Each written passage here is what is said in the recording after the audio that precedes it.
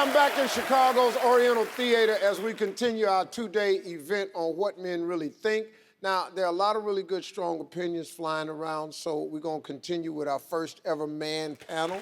Some female celebs are rediscovering celibacy, publicly renouncing sex until marriage. The list includes Sierra, Olympian Lolo Jones, and Sports Illustrated model Jessica White.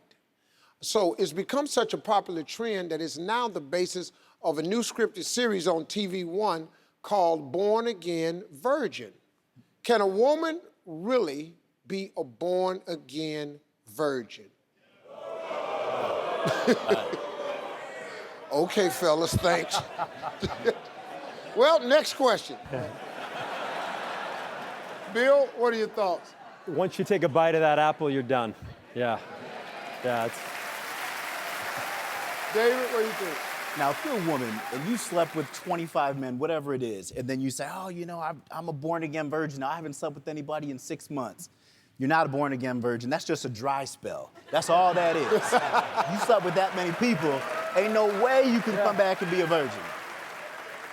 Geraldo. I think people can go through personal evolutions. I've seen people change political philosophies, ideologies, political parties, but this is very hard. You only get one reputation, and to go back and try to recreate it or repaint it or change it. I mean, how are you gonna try to say after you done slept with half the town, I prayed, I'm clean, hadn't been a hoe for 37 days.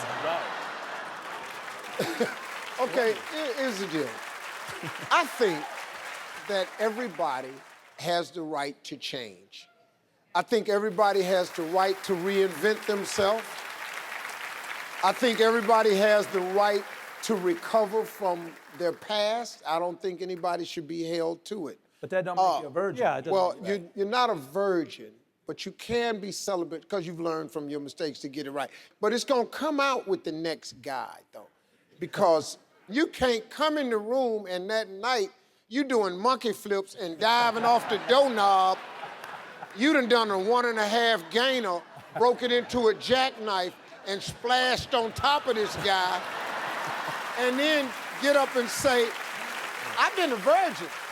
Well, where the hell did you learn all this from? You're gonna have to find another way to term it, but I do think that everybody has the right to reinvent themselves. Of course.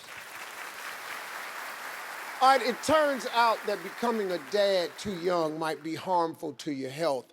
A new study shows that having kids before you're 22 increases your chances of dying by middle age. I'm sorry, I'm not supposed to laugh. Researchers think a lot of this has to do with the stress that young dads experience because they're unprepared. Okay, what do you think, Todd? I don't think anyone's prepared when you're having a child. I had my first one at 21, my first one at 22. I think that having your kids young, you're just still dumb, so you don't know how bad a shape you in. Yeah, yeah. I mean, when you get like, Bill, you're what, 44? Slow down, slow down. Bill said, down. Pump the brakes. I mean, when you get older and have your kids, you ain't gonna be able to keep up with them.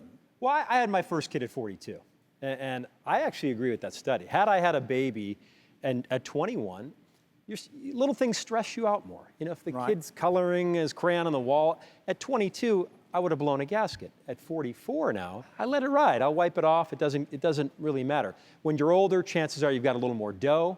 You know, you're not working 100 hours a week trying to raise your kids. So I'm glad I waited till I was in my 40s to have my first child. Wow. Yeah. David? I'm the same way. I waited till I was almost 30 years old, and even that is still stressful at that age. But if I was 21, man, I think back to being a 21-year-old kid, I'm not even really an adult yet. I'm trying to figure out who I am and get my life together. How am I gonna raise another life? And I gotta think about how he's gonna eat. I have to provide for him. I can't even hardly provide for myself at that age. Geraldo? I have 5 kids, and I waited until I was 35, and thank God I did. I was broke in my 20s. I was constantly insecure about where the rent money was going to come to, where the food was going to come from. So I'm very glad I waited. But conversely, Now I have a 10-year-old, and I'm, for me, middle age is only if you're going to live to be 150. So I have a 10-year-old, and I'm chasing her around, swimming with her, and she beat me in the pool the other day. And I said, oh, I'll get you next time. But the fact of the matter is, that's it. She passed me a 10, and she's going to stay in front of me. Yeah. For me, it was different because I got married at 24. I had twins at 25. According to this study, technically, I should be dead already. And to be honest, I mean, really, I shouldn't even have been married at 24. And I was. And I threw myself and this young family of mine down the cliff because of it, because I just wasn't ready. I think 21 is really technically too young because, like everybody said, you don't know who you are, man. 21, manhood at 21, that's the symbol America gives to manhood. You're a man now. That is not when you reach manhood. Manhood is way away from 21, man. You got nothing to do with the number. That's it right there. So I think that's good. Thanks to all of our panelists. You can catch 6 new episodes of Chrisley Knows Best on USA Network starting Tuesday night, November 10th at 10/9 Central. And don't forget to catch Geraldo on his daily radio show, Geraldo Live on WABC. Thanks, Bill. Thanks, David. Great panel.